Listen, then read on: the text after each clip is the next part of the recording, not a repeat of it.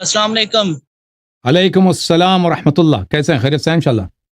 شکر الحمدللہ، آپ سنائیں سر، طبیعت کیسی ہے آپ کی؟ سب اللہ آپ کو خیریت؟ عزت دے میرے بھائی، اللہ آپ کو سلامتی دے۔ کہاں سے کال فرمایا آپ نے؟ فیصل آباد سے۔ جی سر، اللہ آپ کو سلامتی دے۔ سر سب سے پہلے تو معذرت، جو یہ ہمارے مولوی حضرات آپ کے ساتھ اتنی بدتمیزی سے بات کرتے ہیں، ان کی طرف سے ہم آپ سے معذرت کرتے ہیں سر۔ میں آپ کا خادم ہوں، آپ ہمارے بھائی ہیں، آپ کو بالکل معذرت کرنے کی ضرورت نہیں ہے۔ آپ ہمارے سردار ہیں، ہمارے بھائی، ہمارے عزیز ہیں۔ اللہ تعالیٰ انہیں ہدایت دے، دین سیکھ لی، تمیز بالکل نہیں سیکھی، نہ ان کے ماں باپ نے انہیں سکھائی ہے کہ کسی سے بات کیسے کرتے ہیں، بالکل جاہل لوگ ہیں۔ اللہ تعالیٰ انہیں ہدایت دے۔ اللہ آپ کو عزت دے۔ سر یہ ہمارے اکثر مولوی حضرات ہیں جو یہ بابوں کو یا اور کسی کو رضی اللہ عنہ کہہ دیتے ہیں، تو یہ کیا صحیح ہے یا نہیں؟ لیکن اگر کوئی شخص نیک ہے تو اس کے لیے دعا کرنا بری بات نہیں ہے۔ آپ کہتے ہیں اللہ اس سے راضی ہو، ٹھیک ہے نا۔ اگر کوئی شخص منحرف ہے تو دیکھیں، اگر بدعتی ہے تو اس سے محبت کرنا حرام ہے۔ بدعتی شخص سے آپ اس کے لیے آپ دعا نہیں کر سکتے، لیکن اگر آپ کے والدین بدعتی ہوں تو ان کے لیے آپ دعا کر سکتے ہیں۔ احادیث اہل بیت علیہ السلام میں یہ ہے کہ اگر انسان کے والدین گناہ کار ہوں، بدعتی ہوں، حتیٰ یہاں تک کہ ناصبی ہوں، ان کے لیے آپ دعا کر سکتے ہیں والدین کے لیے۔ لیکن اس کے علاوہ اگر کوئی شخص بدعتی ہے، مثلا اللہ کے دین میں بدعت کا، مثلا بابا ہے، بابا اکثر صوفی ہوتے ہیں نا، ان کے عقائد بھی باطل ہوتے ہیں، اعمال بھی شریعت کے خلاف ہوتے ہیں، تو ان سے محبت کا اظہار کرنا، ان کی تعظیم کرنا، یہ بہت بڑی غلطی ہے، بہت حرام ہے۔ جو بھی شخص، اہل بیت علیہ السلام کے احادیث میں یہ ہے کہ جو بھی شخص بدعتی کی تعظیم کرتا ہے وہ اسلام کو برباد کرنے کے لیے کوشش کرتا ہے، اسلام کو برباد کرنے کے لیے جدوجہد کرتا ہے۔ تو بدعتی کی کبھی تعظیم، مگر مجبوری ہو، الگ بات ہے، تقیہ ہے، مجبوری ہے، لوگ ماریں گے، اگر احترام نہ کریں گے تو قتل کر دیں گے، وہ الگ بات ہے۔ لیکن ویسے ہی اگر کوئی وجہ نہیں ہے تو بدعتی کی تعظیم اہل بیت علیہ السلام کے فرامین میں شدید حرام ہے۔ اور دوسرا یہ اولیاء کرام کو کہتے ہیں جی فرشتوں نے ہمیں یہ بتایا، وہ قبر میں چلے گئے، فرشتوں سے یہ سوال ہوئے، تو اس کے بارے میں آپ کی کیا رائے ہے؟ تو یہ جو اولیاء کرام جن کو بتایا جاتا ہے نا، یہ دو ٹائپ کے ہیں۔ ایک بعض ہیں جو نیک لوگ تھے، جنہوں نے اللہ کی عبادت بہت کیا ہے، وہ صوفی نہیں ہے۔ اگر کوئی بھی شخص اللہ کی عبادت کرے، حرام سے اجتناب کرے، اہل بیت علیہ السلام سے محبت کرے، اور اہل بیت علیہ السلام کے دشمنوں سے دوری کرے، اور امام حسین علیہ السلام کے مصیبت میں گریہ کرے، تو ایسے شخص کو بہت سارے دنیا میں مقامات مل سکتے ہیں، بہت عظیم مقامات مل سکتے ہیں۔ وہ کرامات بھی کر سکتا ہے، وہ غیب کا خبر بھی دے سکتا ہے، وہ قبر وغیرہ بھی دیکھ سکتا ہے۔ یہ صحیح بات ہے، ٹھیک ہے نا۔ لیکن ایسے لوگ کم ہیں، اکثر جن لوگوں کو اولیاء کہا جاتا ہے وہ کیسے لوگ ہیں؟ وہ صوفی لوگ ہیں، جن کا عقیدہ ہی باطل ہے، جن کا عمل بھی باطل ہے، وہ شریعت کے خلاف عمل کرتے ہیں، محرمات کو انجام دیتے ہیں، بہت ان میں انحرافات بہت زیادہ، عقیدہ بھی قرآن و سنت کے مطابق نہیں ہے جو صوفیاء ہیں۔ اور لوگ ان کی تعظیم کرتے ہیں کہ یہ اولیاء ہیں، انہوں نے اپنے لیے، ان کے پاس کوئی دلیل کچھ بھی نہیں ہے۔ صوفیوں کے کتابوں میں اگر جائیں نا، ان کے طریق پر، ان کے جو طریقہ کار، کوئی دلیل، صرف اسی بات پہ وہ لوگوں کو بیوقوف بناتے ہیں اپنے کرامات کے لیے۔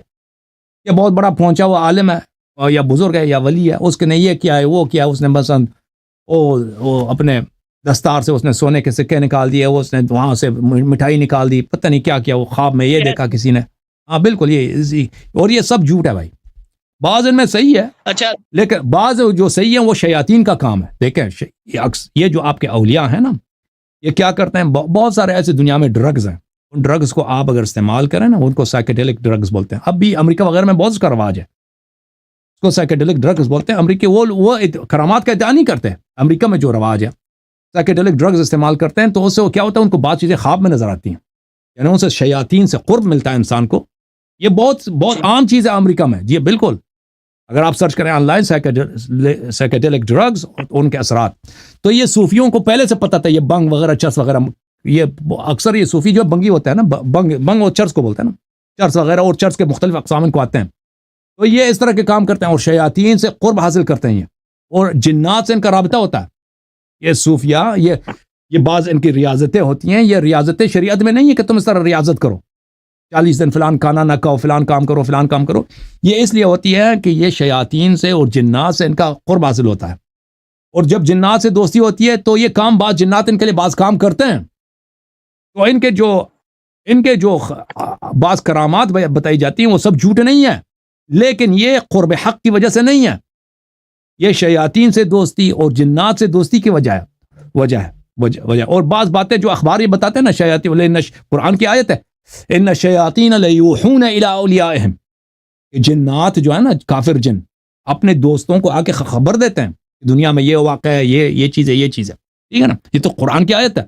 تو یہ ان کی بعض جو باتیں یہ غیب کی خبر دیتے ہیں، یہ بعض باتیں ان کی صحیح ہے، لیکن یہ دلیل نہیں بنتی کہ ان کا طریقہ کار صحیح ہے، کیونکہ یہ شریعت کے طریقے پہ تو ہے نہیں، کیونکہ رسول اللہ صلی اللہ علیہ وسلم صوفی نہیں تھے، صوفی تھے، بالکل صوفی نہیں، انہوں نے تصوف کا حکم دیا، بالکل تصوف کوئی کچھ ہے نہ شیعہ حدیث میں نہ مخالفی، کچھ تصوف ہے ہی نہیں بھائی، تصوف ہے ہی نہیں کہ تم کسی پیر کو پکڑ لو، اس سے بیعت کرو، اس سے اس طرح تم اس سے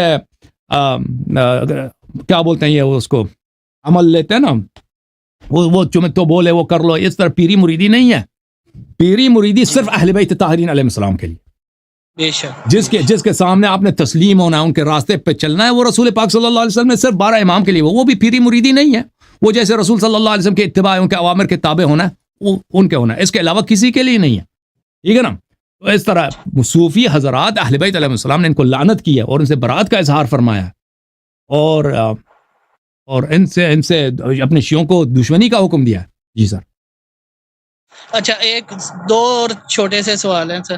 جی ہمیں بچپن میں یہ سنایا گیا، پڑھایا گیا کتابوں میں کہ حضرت عمر جب اسلام لائے تو پیارے نبی نے دعائیں مانگ مانگ کے کہا تھا یا ابو جاہل کو ہدایت مل جائے یا حضرت عمر۔ وہ جب آپ کی ہم نے کلپس دیکھے، آپ نے جو حدیثیں دکھائی ہے، وہ ان سے تو بالکل الٹ ہے سر۔ یہ ہمیں اگر غلط بھی پڑھایا گیا تو اس کا گناہ کس کے سر جائے گا؟ جنہوں نے جان بوجھ کے ہم سے یہ اصل حدیث چھپائی، اصل دین چھپایا اور ہمیں غلط گائیڈ کیا۔ دیکھیں، وہ تو جس نے بھی غلطی کا آغاز کیا اس کو گناہ ملے گا، اور جس نے بھی لوگوں کو گمراہ کیا نا، تو اس کی ذمہ داری تو ہے نا۔ میں آپ کی خدمت میں عرض کروں کہ یہ جو حدیث ہے، اللہم اعز الاسلام باحد العمرین، اے اللہ تو اسلام کو عزت دے دے۔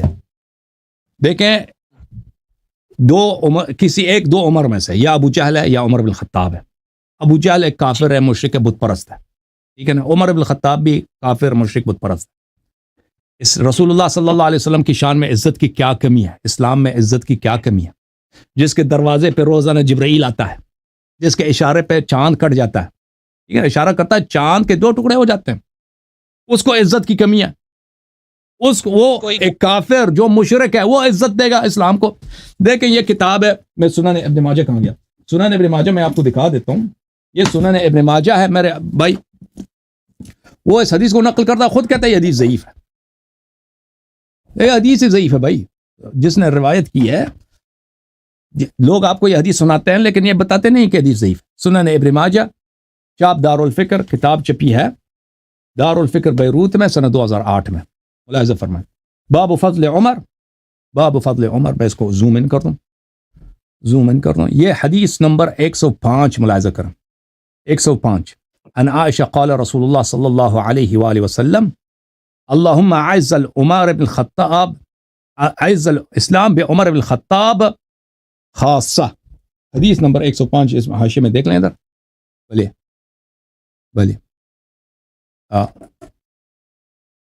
حدیث عائشہ ضعیفون، یہ ضعیف ہے، فی عبد الملک بن الماجشون و مسلم بن خالد الزنجی مختلف فیہما، یہ حدیث ضعیف ہے بھائی۔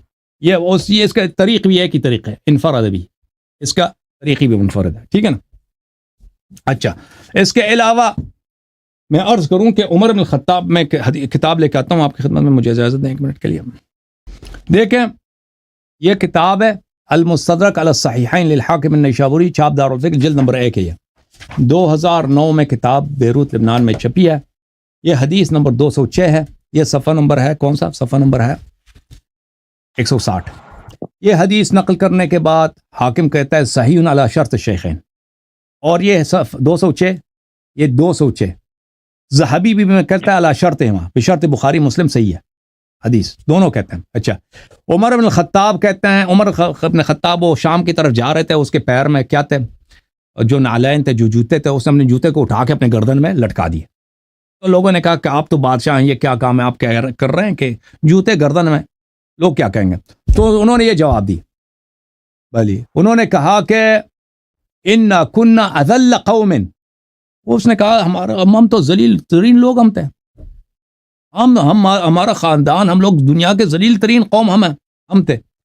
فاعزنا اللہ بالاسلام, ہمارے سارے عزت اسلام سے ہے, ٹھیک ہے نا, اسلامی کی وجہ سے خلیفہ بن گیا, واللہ اس کی کیا عزت ہے, یہ خود کہتا ہے کہ ہم تو ذلیل ترین قوم تھے. اور پھر میں آپ کی خدمت میں عرض کروں, ایک بہت بڑا راوی ہے بخاری مسلم کا, مختلف کتب کا, اس کا نام ہے اکرمہ مولا عبداللہ ابن عباس, اکرمہ البربری. اکرمہ بہت بڑا راوی ہے, بہت بڑا شاگرد ہے عبداللہ ابن عباس کا, اور وہ اللہ آپ کا بھلا کرے, بخاری مسلم میں اس کی روایت بہت زیادہ ہیں, وہ تابعین میں سے ہے, اور اس کے علم کی بڑی شہرت ہے کہ بہت بڑا عالم تھا. یہ الدرر المنتثرہ فی الاحادیث المشتہرہ للسیوطی, سیوطی صاحب کی کتاب مشہور احادیث کے متعلق, جو احادیث مشہور ہیں کیا وہ صحیح ہیں بھی کہ نہیں, یہ وہ کتاب ہے. اچھا یہاں پر میں آپ کی خدمت میں آپ کو صفحہ نمبر 53 پہ لے کے جاتا ہوں. صفحہ نمبر 53 پہ اس حدیث کو نقل کیا ہے, اللہم اعز الاسلام بعمر بن الخطاب خاصہ. کہتے ہیں اکرمہ سے کہا کہ پوچھا گیا کہ یہ حدیث کیسا ہے, کہا کہ معاذ اللہ, اکرمہ نے کہا کہ اللہ سے پناہ مانگتے ہیں کہ رسول صلی اللہ علیہ وسلم نے یہ کہا کہ ایک مشرک کے ذریعے اسلام کو پناہ دیا جائے. الاسلام اعز من ذالک, اسلام کی اپنی عزت ہے. ایک مشرک شخص جو بتوں کے سامنے جا کے سجدہ کرتا ہے, ٹھیک ہے نا, حرام کھاتا ہے وغیرہ وغیرہ, وہ کیسے اسلام کو عزت دے سکتا ہے. ولیکنہ قال, رسول اللہ صلی اللہ علیہ وسلم کی حدیث یہ تھی, اللہم اعز عمر بالدین او ابا جہل, یہ اللہ یا عمر کو عزت دے دین کے ذریعے یا ابو جہل کو, ان کو عزت دے, نہ کہ اسلام کو عزت دے ان کے ذریعے, ٹھیک ہے نا. اللہ آپ کو عزت سلامتی دے. ہمیں اکثر یہ بچپن سے ہم سنتے آئے ہیں یا اتنی عمر تک کہ پیارے نبی نے جب بھی شادی کہیں کی, پہلے وحی آئی پھر شادی کی, اور حضرت عائشہ کی جو تصویر ہے وہ سبز کپڑے میں لپٹی ہوئی پیارے نبی کو پہلے دکھائی گئی, پھر انہوں نے شادی کی. اس میں حقیقت کیا ہے؟ تو یہ جو ہے نا, دیکھیں عائشہ کی جو ہے, عائشہ یہ تو عائشہ اپنی تعریف کے لیے اس نے بہت سارے احادیث مشہور کرا دی ہیں کہ عائشہ نے اپنی وہ فائدے میں مشہور کرا دیا کہ اس طرح کے تصاویر وغیرہ. میں آپ کی خدمت میں عرض کروں کہ یہ عائشہ جو ہوتا ہے نا, وہ ایک طلاق شدہ عورت ہے, اس کی پہلے شادی ہوئی تھی اور پھر اس کی جو ہے اس کی رخصتی بھی ہو گئی تھی. وہ جماعت ہمارے اس کو چھپاتے ہیں. اچھا میں آپ کو دکھا دیتا ہوں, وہ آپ کے لیکچر سے ہی ہمیں پتہ چلا ہے, آپ سے منہ سے ہم نے سنا ہے آج تک. اور پھر ایک شادی, پھر ابو بکر نے اس کو وہاں سے بگا کے لے کے آیا نا اس کے شوہر کے گھر سے, اس نے خود کہہ دیا کہ میں اس کو بگا کے لے کے آتا ہوں. تو یہ باتیں جو ہے نا کہ رسول اللہ صلی اللہ علیہ وسلم سے اس سے بڑی محبت تھی, یہ اس طرح نہیں ہے. قرآن مجید میں جو اس کی مذمت ہے عائشہ کی, ہاں بالکل, وہ سورہ تحریم میں آج کا جو گفتگو ہوا نا مولوی صاحب سے, وہ سب تو ثابت ہو گیا نا. اور سر وہ یہ دائی حلیمہ کی حقیقت کیا ہے؟ حلیمہ سعدیہ وہ رسول صلی اللہ علیہ وسلم کے مرضع ہیں. وہ اکثر اہل تشیع علماء سے سنتے, وہ کہتے ہیں وہ سب جھوٹ ہے. نہیں جو حقیقت ہے وہ آپ سے پتہ چلے گا. نہیں, میں نے تو نہیں دیکھا اہل بیت علیہ السلام کے حدیث میں کہ یہ جھوٹ ہو. اب اس کے نبی صلی اللہ علیہ وسلم کے مرضعات تھی نا, وہ کافی میں بھی موجود ہے. کافی میں موجود آصف رضا علوی سے ہم نے اسی کے بیان کو سنا ہے, وہ تو بڑی مذمت کر. نہیں یہ دیکھیں آپ کے پاکستانی جو ذاکرین ہیں, یہ بعض باتیں جو صحیح ہیں ان کو تکذیب کرتا ہے نا, وہ اس کی کوئی عالمہ سعدیہ کی کیا مشکل ہے کہ اگر نبی صلی اللہ علیہ وسلم کو وہ دودھ دے دے. بہت شکریہ سر, میرے پاس اللہ آپ کو عزت دے, کیا سلامتی دے. تھینک یو سر, اللہ آپ کو جزاک خیر. اپنے علماء سے سوال کرتے ہیں نا, اپنے علماء سے جا کے, وہ سب سے پہلے ہمیں یہ کہتے ہیں جی تم نے کسی شیعہ سے سنا ہوگا. اب جب سوال کرتے ہیں وہ کہتے ہیں تم نے اللہ یاری کو سنا. اللہ آپ کو عزت دے, اللہ آپ کو سلامتی. ہم نے آپ کا نام رکھا, اللہ آپ کو عزت. Thank you sir, thank you, بہت مہربانی آپ کی. دیکھیں یہ اس میں بھی ہے, اصول کافی میں بھی ہے. امام جعفر صادق علیہ السلام کی حدیث ہے, الاصول من الکافی جزء اول, شعب دار الکتب الاسلامیہ.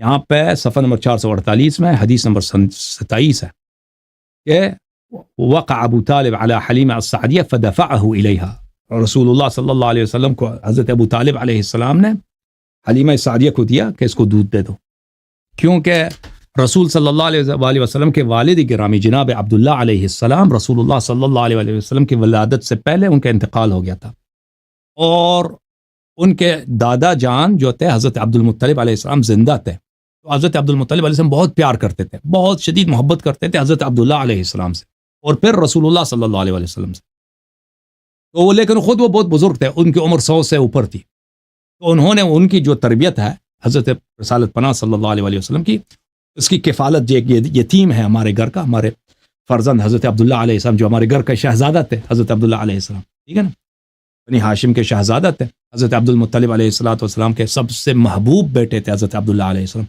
جوانی میں ان کی انتقال ہو گئی ہے، تو ان کے جو صاحبزادے ہیں رسول اللہ صلی اللہ علیہ وسلم اور حضرت عبد المطلب علیہ السلام کو پتہ تھا کہ یہ اللہ کے رسول، اللہ کے نبی ہیں، انہوں نے شہادت دی ہے ان کی نبوت کی، ان کے رسالت کی، تو ان کی بہت عزت کرتے تھے، بہت ہی خیال رکھتے، بہت محبت کرتے تھے، ٹھیک ہے نا، تو ان کی کفالت وہ خود نہیں کر سکتے تھے کیونکہ عمر ان کا بہت زیادہ تھا، 100 سے اوپر تھی، تو انہوں نے کس کے ذمہ داری کر دی؟ اپنے دوسرے پیارے بیٹے، اپنے دوسرے پیارے شہزادے حضرت ابو طالب علیہ السلام کے حوالے کر دی، تو حضرت ابو طالب علیہ السلام نے حضرت حلیمہ سعدیہ کو رضی اللہ تعالی عنہ کو یہ ذمہ داری سونپ دی کہ وہ دودھ دے دیں ہمارے پیارے نبی صلی اللہ علیہ وسلم کو،